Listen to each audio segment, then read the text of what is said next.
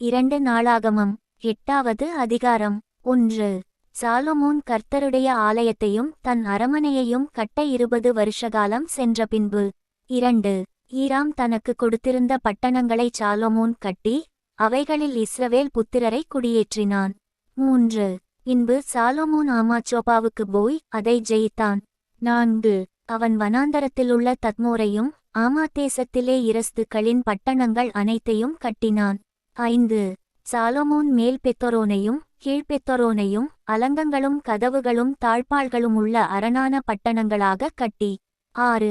பாலாத்தையும் தனக்கு இருக்கிற இரஸ்துக்களை வைக்கும் சகல பட்டணங்களையும் இரதங்கள் இருக்கும் சகல பட்டணங்களையும் குதிரை வீரர் இருக்கும் பட்டணங்களையும் எருசலேமிலும் லீபனோனிலும் தான் ஆளும் தேசமெங்கும் தனக்கு இஷ்டமானதையெல்லாம் கட்டினான். 7. இஸ்ரவேல் புத்திரர் சங்காரம் பண்ணாதிருந்த இஸ்ரவேல் ஜாதியல்லாத ஏத்தியர் எமோரியர் பெரிசியர் ஏவியர் எபூசியரில் மீதியான சகல ஜனத்திலும். 8. அவர்களுக்கு பிறகு தேசத்திலிருந்த அவர்கள் பிள்ளைகளை சாலொமோன் இந்நாள் வரைக்கும் இருக்கிறபடி பகுதி கட்டச் செய்தான். 9. இஸ்ரவேல் புத்திரரில் ஒருவரையும் சாலொமோன் தன் வேலையைச் செய்ய அடிமைப்படுத்தவில்லை.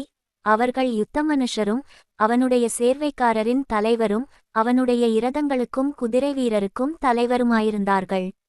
10. ராஜாவாகிய சாலொமோனுடைய ஊழியக்காரரின் தலைவராகிய இவர்களில் 250 பேர் ஜனத்தை ஆண்டார்கள். 11. சாலொமோன் கர்த்தருடைய பெட்டி வந்த ஸ்தலங்கள் பரிசுத்தமாயிருக்கிறது. ஆதலால் இஸ்ரவேலின் ராஜாவாகிய தாவீதின் அரமனையிலே என் மனைவி வாசம் பண்ணலாகாது என்று சொல்லி பார்வோனின் குமாரத்தியை தாவீதின் நகரத்திலிருந்து தான் அவளுக்கு கட்டின மாளிகைக்கு குடிவர பண்ணினான். 12. அதுமுதற்கொண்டு சாலொமோன் தான் மண்டபத்திற்கு முன்பாக கட்டியிருந்த கர்த்தருடைய பலிபீடத்தின் மேல். 13.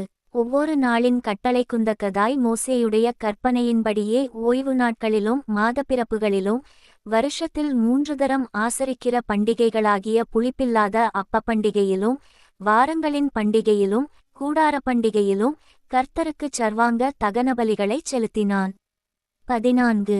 அவன் தன் தகப்பனாகிய தாவீதுடைய பிரமாணத்தின்படியே ஆசாரியர்கள் தங்கள் தங்கள் ஊழியத்தைச் செய்யும் வகுப்புகளையும் லேவியர் ஒவ்வொரு நாளின் கட்டளைப்படியே துதித்து சேவித்து ஆசாரியருக்கு முன்பாக தங்கள் ஊழியத்தைச் செய்யும் முறைகளையும் வாசல் காப்பவர்கள் ஒவ்வொரு வாசலில் காவல் காக்கும் வகுப்புகளையும் நிற்கப்பண்ணினான். தேவனுடைய மனுஷனாகிய தாவீது இப்படி கட்டளையிட்டிருந்தான். 15. சகல காரியத்தையும் பொக்கிஷங்களின் காரியத்தையும் குறித்து ராஜா ஆசாரியருக்கும் லேவியருக்கும் கொடுத்த கட்டளையை விட்டு அவர்கள் விலகாதிருந்தார்கள். 16. இப்படியே கர்த்தருடைய ஆலயத்துக்கு அஸ்திபாரம் போடப்பட்ட நாள் முதல் அதை முடிக்குமட்டும் சாலொமோனின் வேலையெல்லாம் நடந்தேறி கர்த்தருடைய ஆலயம் கட்டித்தீர்ந்தது. 17. பின்பு சாலொமோன் ஏதோம் தேசத்து கடல் ஓரத்திலிருக்கும் எசியோன்கேபேருக்கும் ஏலோத்துக்கும் போனான். 18. அவனுக்கு ஈராம் தன் ஊழியக்காரர் முகாந்தரமாய் கப்பல்களையும் சமுத்திர யாத்திரையில் பழகின வேலையாட்களையும் அனுப்பினான். அவர்கள் சாலொமோனின் வேலைக்காரரோடே கூட ஓப்பீருக்குப் போய் அங்கேயிருந்து 450 தாலந்து பொன்னை ஏற்றி ராஜாவாகிய சாலொமோனிடத்தில் கொண்டு வந்தார்கள். 2 நாளாகமம் 9வது அதிகாரம் 1.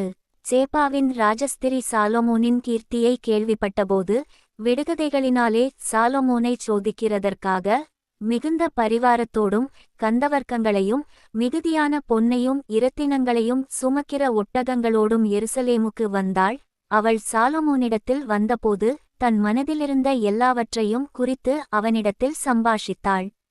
2. அப்பொழுது சாலொமோன் அவள் கேட்டவைகளையெல்லாம் விடுவித்தான். அவளுக்கு விடுவிக்காதபடிக்கு ஒன்றாகிலும் சாலொமோனுக்கு மறைபொருளாயிருக்கவில்லை. 3. சேபாவின் ராஜஸ்திரி சாலொமோனுடைய ஞானத்தையும் அவர் அரமனையையும். 4. அவன் பந்தியின் போஜன பதார்த்தங்களையும் அவன் ஊழியக்காரரின் வீடுகளையும் அவன் உத்தியோகஸ்தரின் வரிசையையும் அவர்கள் வஸ்திரங்களையும் அவனுடைய பானபாத்திரக்காரரையும் அவர்கள் வஸ்திரங்களையும் கர்த்தருடைய ஆலயத்துக்குள் பிரவேசிக்கும் நடைமண்டபத்தையும் கண்டபோது அவள் ஆச்சரியத்தால் பிரமை கொண்டு. 5. ராஜாவை நோக்கி உம்முடைய வர்த்தமானங்களையும் உம்முடைய ஞானத்தையும் குறித்து நான் என் தேசத்திலே கேட்ட செய்தி மெய்யாயிற்று. 6.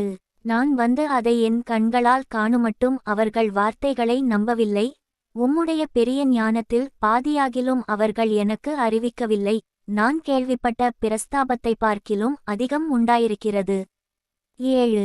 உம்முடைய ஜனங்கள் பாக்கியவான்கள், எப்போதும் உமக்கு முன்பாக நின்று உம்முடைய ஞானத்தை கேட்கிற உம்முடைய ஊழியக்காரரும் பாக்கியவான்கள். 8. உம்முடைய தேவனாகிய கர்த்தருக்கு முன்பாக நீர் ராஜாவாயிருக்கும்படிக்கு உம்மை தம்முடைய சிங்காசனத்தின் மேல் வீற்றிருக்கப்பண்ண உம்மேல் பிரியங்கொண்ட உம்முடைய தேவனாகிய கர்த்தர் ஸ்தோத்திரிக்கப்படுவாராக.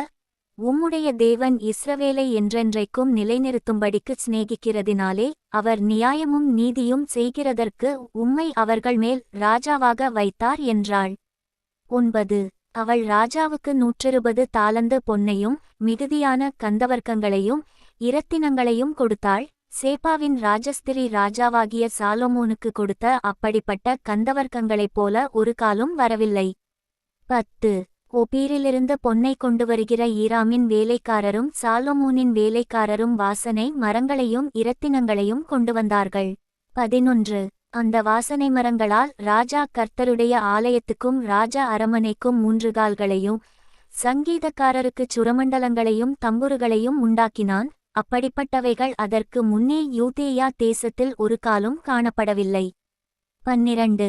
சேபாவின் ராஜஸ்திரி ராஜாவுக்கு கொண்டு வந்தவைகளைப் பார்க்கிலும் அதிகமாய் அவள் ஆசைப்பட்டு கேட்ட எல்லாவற்றையும் ராஜாவாகிய சாலொமோன் அவளுக்கு கொடுத்தான். பின்பு அவள் தன் பரிவாரத்தோடுங்கூட தன் தேசத்திற்கு திரும்பிப் போனாள். 13. வியாபாரிகளும் வர்த்தகரும் கொண்டுவரும் பொன்னைத் தவிர சாலொமோனுக்கு ஒவ்வொரு வருஷத்திலும் வந்த பொன் 666 தாலந்து நிறையாயிருந்தது. 14. அரபிதேசத்துச் சகல ராஜாக்களும் மாகாணங்களின் அதிபதிகளும் சாலொமோனுக்கு பொன்னையும் வெள்ளியையும் கொண்டுவருவார்கள். 15. ராஜாவாகிய சாலொமோன் 200 பரிசைகளை அடித்த பொன்தகட்டால் சேவித்தான். ஒவ்வொரு பரிசைக்கு 600 சேக்கல் நிறை பொன்தகட்டைச் செலவழித்தான். 16. அடித்த பொன்தகட்டால் 300 கேடகங்களையும் உண்டாக்கினான். ஒவ்வொரு கேடகத்திற்கு 300 சேக்கல் நிறை பொன்னைச் செலவழித்தான். அவைகளை ராஜா லீபனோன் வனம் என்னும் மாளிகையிலே வைத்தான். 17. ராஜா தந்தத்தினால் ஒரு பெரிய சிங்காசனத்தையும் செய்வித்து அதை பசும்பொன்தகட்டால் மூடினான். 18. அந்தச் சிங்காசனத்துக்கு பொன்னினால் செய்யப்பட்ட 6 படிகளும் ஒரு பாதபடியும் உட்காரும் இதத்திற்கு இருபுறத்திலும் கைச்சாய்மானங்களும் இருந்தது.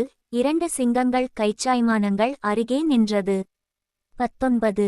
அந்த 6 படிகளின் மேலும் 2 பக்கத்திலும் 12 சிங்கங்கள் நின்றது. எந்த ராஜ்யத்திலும் இப்படி பண்ணப்படவில்லை. 20. ராஜாவாகிய சாலொமோனுக்கு இருந்த பானபாத்திரங்களெல்லாம் பொன்னும் லீபனோன் வனம் என்னும் மாளிகையின் பணிமுட்டுகளெல்லாம் பசும்பொன்னுமாயிருந்தது. ஒன்றும் வெள்ளியினால் செய்யப்படவில்லை. சாலொமோனின் நாட்களில் வெள்ளி ஒரு பொருளாய் எண்ணப்படவில்லை. 21. ராஜாவின் கப்பல்கள் ஈராமின் வேலைக்காரருடன் தர்ஷீசுக்கு போய்வரும். தர்ஷீசின் கப்பல்கள் 3 வருஷத்துக்கு ஒரு தரம் பொன்னையும் வெள்ளியையும் யானை தந்தங்களையும் குரங்குகளையும் மயில்களையும் கொண்டுவரும். 22. பூமியின் சகல ராஜாக்களைப் பார்க்கிலும் ராஜாவாகிய சாலொமோன் ஐசுவரியத்திலும் ஞானத்திலும் சிறந்தவனாயிருந்தான். 23. சாலொமோனின் இருதயத்திலே தேவன் அருளிய ஞானத்தை கேட்பதற்கு பூமியின் ராஜாக்கள் எல்லாரும் அவன் முகதரிசனத்தை தேடினார்கள். 24. வருஷாவருஷம் அவரவர் தங்கள் காணிக்கையாகிய வெள்ளிப்பாத்திரங்களையும் பொற்பாத்திரங்களையும் வஸ்திரங்களையும் ஆயுதங்களையும் கந்தவர்க்கங்களையும் குதிரைகளையும் கோவேறுகழுதைகளையும் கொண்டுவருவார்கள். 25. சாலொமோனுக்கு 4000 குதிரை லாயங்களும் இரதங்களும் இருந்தது. 12000 குதிரை வீரரும் இருந்தார்கள்.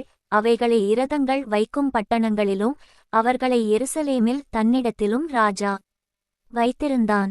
26. நதிதுவக்கி பெலிஸ்தரின் தேசமட்டுக்கும் எகிப்தின் எல்லை வரைக்கும் இருக்கிற சகல ராஜாக்களையும் அவன் ஆண்டான். 27.